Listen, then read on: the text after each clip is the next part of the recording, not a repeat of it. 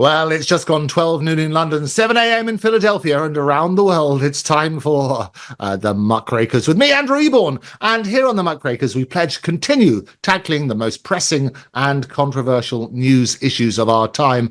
Our mission is to provide more light and less heat in our unwavering quest to uncover the truth and to inform, educate, and entertain with dignity and respect. And as always, I say it's vital we don't just ask the questions, but question the answers. Well, today I'm in red, white, and blue because we're going to discuss the crisis of France and under President Emmanuel Macron. And I was seeing in the news today the Entente Cordiale. We've put a bit of a Keir Starmer his way as well. That'll teach him.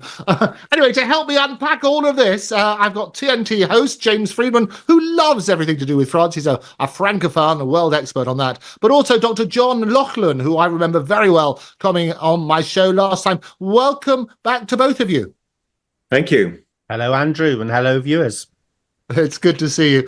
So Dr. Don Jocelyn, you will remember, is director of Forum for Democracy International. He's a lecturer in political science and history at the Catholic Institute of the Vendée in Western France. He was director of Eurosceptic think tank European Foundation until 2008. And if I remember rightly, he was director of studies at the Institute of Democracy and Cooperation in Paris until 2018. He also worked at the European Parliament from 2018 to 2020. Now, John, I want to start with you because nearly 2 months after the election in France, President Macron has rejected all proposed candidates for Prime Minister. We'll recall that he called this snap parliamentary election in June to counter a surge in what they call the far-right support, but it backfired. And the New Popular Front, a coalition of left-wing and Green parties, won the most seats, but did not secure an absolute majority. John, talk us through the current situation. Well, it's unprecedented and in many ways very dangerous. Dangerous because the President of the Republic, Emmanuel Macron, is not supposed to be doing what he is doing now. It's not up to him to find a parliamentary majority. On the contrary, the parliamentary majority should, of course, emerge from Parliament. Many people say that he is abusing his powers by refusing to appoint a Prime Minister. And that he should by now have done it. He should have done it within the days that followed the election, the results of the election in early July. Instead of which, he used the Olympic Games as an excuse. And as you say in your introduction, Andrew, we're now many weeks away from the results. And he has not only refused to do what the Constitution obliges him to do, but he has specifically ruled out a prime minister from the party which won the elections. This is the New Popular Front that you referred to. This is the left-wing coalition that was created. It's an electoral coalition, but they won, and they have come up with a candidate for Prime Minister, and he has specifically refused to appoint anyone from their ranks. Even though the person that they, by the way, have proposed is a woman who is not formally a member of their party, so they've gone, if you like, that extra step. So it's an absolutely incredible situation, which many people consider to be a sort of coup d'état, because Macron is still talking about and thinking about appointing a centrist, more or less like him, or a centre-left figure. There are various names circulating around. One of them was a very short a man who was only prime minister for a few months under François Hollande, a guy called Bernard Cazeneuve, who not many people know about, but he was the prime minister for a while. He's from the left. He's a socialist, so he would, but he's very much from the centre left, not from this rather more radical left that has won the elections. In other words, he's more from the sort of Macron camp. He was François Hollande's prime minister, and Emmanuel Macron was one of François Hollande's ministers. So the reason I'm making this point is that Macron, we can see that he is still thinking about holding on to power through appointing a centrist, centre-left figure, as opposed to someone from the radical left, which won the elections. And this is considered, as I say, to be a sort of coup d'état by many people, because the centre, the Macron coalition, the Macron group in the French Parliament, came third. They're second in terms of seats, but in terms of votes, they came third. And far from bolstering his position or that of his allies, he doesn't, by the way, have any really have formal allies. I mean, he has a sort of constellation. But instead of bolstering his position, the election result weakened it. And yet here he is still thinking that that France can continue to be governed by more or less the same people as have governed it since the 1970s. Whereas the election result shows that, on the contrary, the electorate is increasingly polarized, with the extreme left winning the greatest number of seats and the extreme right winning the greatest number of votes. Because, as in Britain, the number of seats in Parliament is very often out of sync with the number of votes. The largest number of votes was won by the Rassemblement National, the so-called extreme right party, although they're only third in Parliament. But the tendency is clearly away from the centre, and yet there he is still trying to hold on to this centre ground. And, the Constitution of the Fifth Republic has evolved dramatically since it was originally drawn up in 1958. But many people say that Macron should simply resign because he clearly doesn't have the confidence of the people, in the sense that they didn't vote for him in the elections, and therefore he should go. Instead of which, he's obviously determined to carry on for as long as he can. Yeah, it is quite an extraordinary situation. What's your take on it, James? Yeah, I have to agree with everything that's been said so far. I mean, I think, look, the thing that really kind of the context to all of this is the economic situation as well. This has frightened investors. The spreads on bonds between Germany and France are already high, borrowing much, much more expensive in France. Net debt, the national debt is, as a percentage of GDP, 110% in France in 2023. And the IMF is forecasting it to rise continually through to 2028. Tax as a share of GDP is highest in any OECD country. Believe it or not, Andrew, 48%.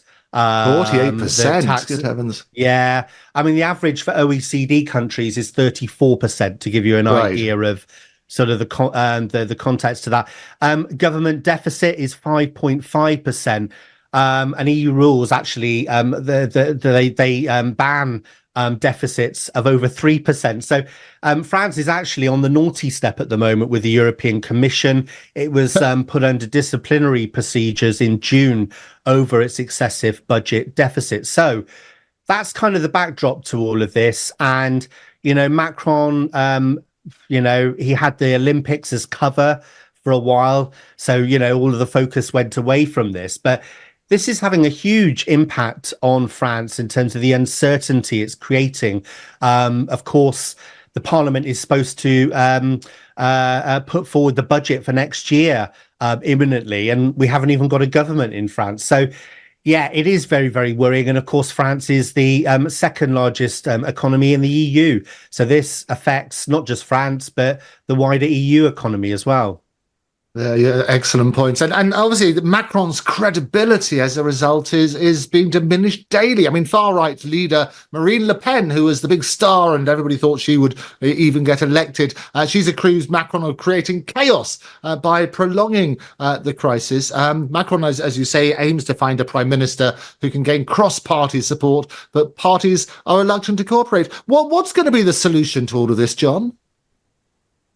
I cannot. I really don't know. I suspect that the centrist card will be played, and although I'm very reluctant to say this, I think that Macron may possibly, in his supreme cynicism, prevail.